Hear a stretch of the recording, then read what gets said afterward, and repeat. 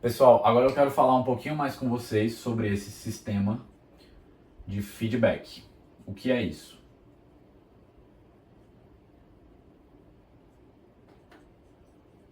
Então vamos lá.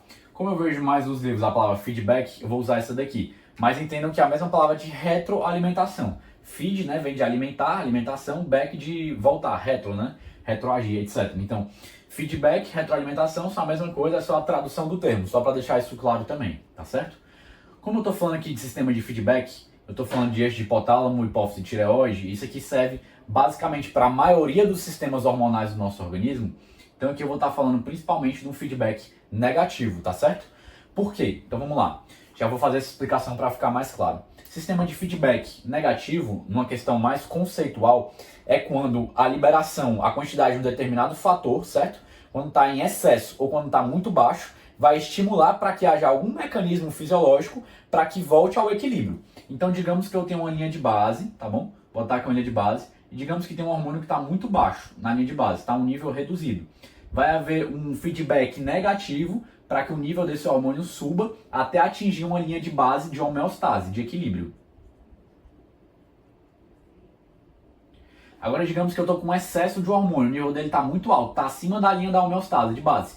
Vai haver um feedback negativo, por sua vez, para que esse nível volte à homeostase, tudo bem? Retome a homeostase, ao equilíbrio.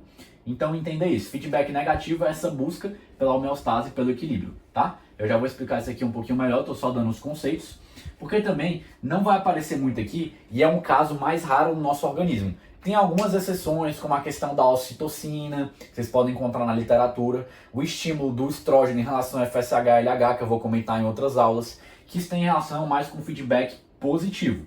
Então eu vou comentar ele aqui rapidinho, sabendo que ele não é o principal, só porque vocês podem se cruzar na literatura e ficar com um pouco de dúvida em relação a ele. Então só comentando rapidamente. Para entender o sistema de feedback positivo, eu quero que vocês guardem de cor, de coração, né, que eu gosto de falar. Eu quero que vocês guardem de cor a questão que a gente viu lá no primeiro semestre, das primeiras coisas que geralmente se vê em fisiologia, que é o sistema nervoso e a questão do potencial de ação. Então, só para ajudar a lembrar, vamos lembrar ali do neurônio, certo? Que no neurônio tem os canais de sódio. Quando entra um sódio, começa a despolarização, passa ali do limiar, né? O sódio vai entrando e o estímulo do sódio entrando vai liberando cada vez mais, canais de sódio abrindo e tudo mais, vai aumentando, num efeito de cascata. Então, geralmente, no sistema de feedback positivo, a gente tem essa questão de cascata, que alguns autores também chamam de ciclo vicioso. Então, o fator, nesse caso, o sódio, quando começa a aumentar ali, chegar no neurônio e tudo mais, vai aumentando mais e mais nessa cascata, tá? Então, isso seria mais a questão do sistema de feedback positivo, que não é o foco aqui pra gente, então eu não vou me alongar muito mais para não confundir. Quando a gente está falando da maior parte do eixo hipotálamo, hipófise e as glândulas, a gente está falando aqui de um feedback negativo, com essa exceção do estrogênio, FSH, LH, que eu comentei com vocês, que é um positivo, tá? Mas aqui, o principal, a maioria da parte, 95%, é sistema de feedback negativo, que é uma busca pela homeostase. Vamos entender como é que isso acontece aqui. Digamos que, por algum motivo, a tireoide começou a sintetizar e liberar muito T3 e T4, certo?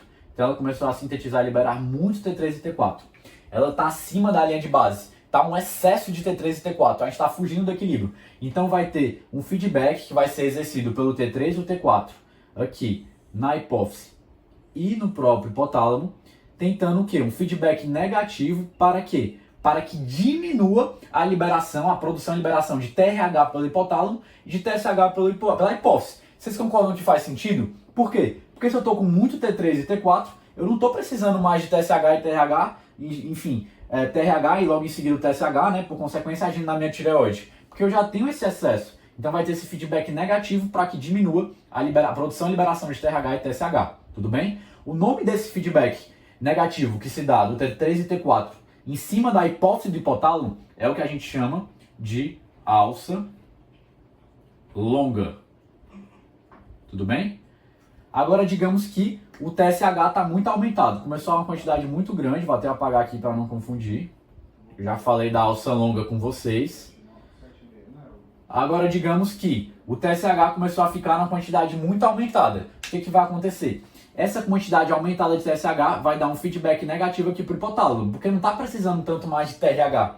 O nome dessa alça aqui é alça curta, tudo bem? Que vai de hipófise e hipotálamo, que estão mais próximos anatomicamente mesmo se a gente fosse pensar, tá bom? Então o TSH aqui é exercido, né? Então é alça curta, certo? Vou apagar aqui agora para não confundir. Falar agora do terceiro e último tipo de alça, que seria a alça ultra, terceiro e último, ultra curta. Se o hipotálamo começa a produzir muito TRH, o TRH vai fazer um feedback negativo no próprio hipotálamo, para que diminua justamente a liberação dele mesmo, do TRH. Então isso seria uma alça ultra curta, tá bom, pessoal? Então essas aqui são as 3 alças que eu queria comentar com vocês. Agora eu comentar aqui rapidamente do seguinte. Vamos pensar aqui juntos. Mudando agora o exemplo. Digamos que o T3 e T4 ficaram muito baixos, níveis baixos. Está abaixo da linha de base. Está abaixo daquela linha de homeostase que eu estava comentando com vocês. Então o que vai acontecer? Vai haver um feedback, no caso também um feedback negativo, certo? Para que haja um aumento da liberação de TRH e TSH. Porque quando aumentar a produção e liberação de TRH e TSH, consequentemente, se a tireoide estiver em condições fisiológicas, ou seja, com parênquima funcionante, consequentemente, o T3 e o T4 vão voltar ao nível de base, de equilíbrio. E quando isso acontecer, o sistema de feedback vai cessar a sua função. Vai voltar porque voltou à homeostase. Então, o sistema de feedback, aqui no caso a gente conversando feedback negativo, não vai ser mais necessário quando tiver voltado à homeostase. Beleza, pessoal? Então, é isso que eu queria comentar rapidamente com vocês sobre o sistema de feedback e como é que isso se articula, tá bom? Em relação ao hipotálamo, adenohipófise e tireoide. Beleza? Espero que vocês tenham gostado.